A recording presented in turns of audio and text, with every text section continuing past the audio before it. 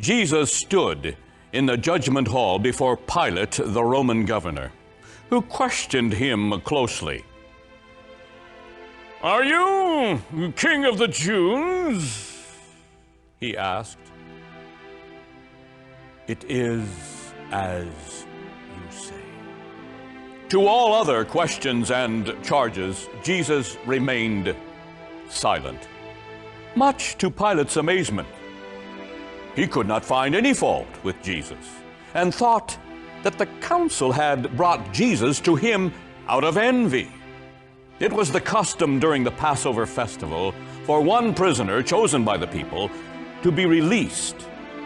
Pilate went out and asked the crowd who had gathered, "Whom do you wish me to set free, Barabbas the rebel and murderer, or Jesus Christ?" He thought that with this choice, the people would ask for Jesus. But the chief priests and counselors, determined that Jesus should die, persuaded the crowd to ask for Barabbas.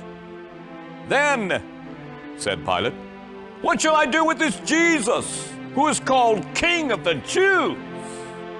"Crucify him!" came the cry. "Why? What crime has he committed?"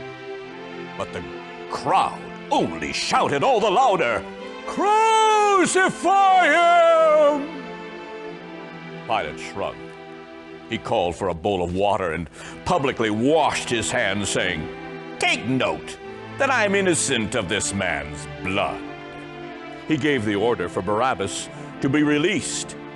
Then he had Jesus flogged before handing him over to the crowd. As Jesus was led away to be crucified, he was met by Simon of Cyrene. At once the guards seized Simon and forced him to help carry the cross. When they reached Calvary, one of the soldiers offered Jesus a drink of wine mixed with myrrh. But he turned away his head. Then they raised him on the cross, placing above him the mocking inscription, "Jesus of Nazareth, King of the Jews." As people passed to and fro, they taunted the man hanging from the cross. "If you are indeed the Son of God, why don't you save yourself?" they jeered. Then Jesus said, "Father, forgive them, for they know not what they do." The two robbers were crucified, one on either side of Jesus.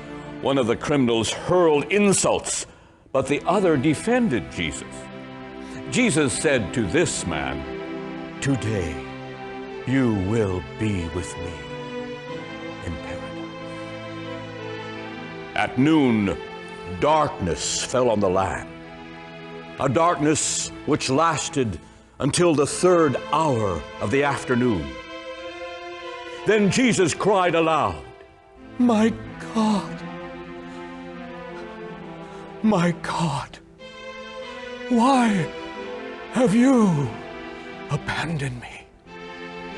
Hearing him cry out, one of the men standing at the foot of the cross ran to fetch a sponge soaked in vinegar, which he put on the end of a pole and held it up to Jesus' lips.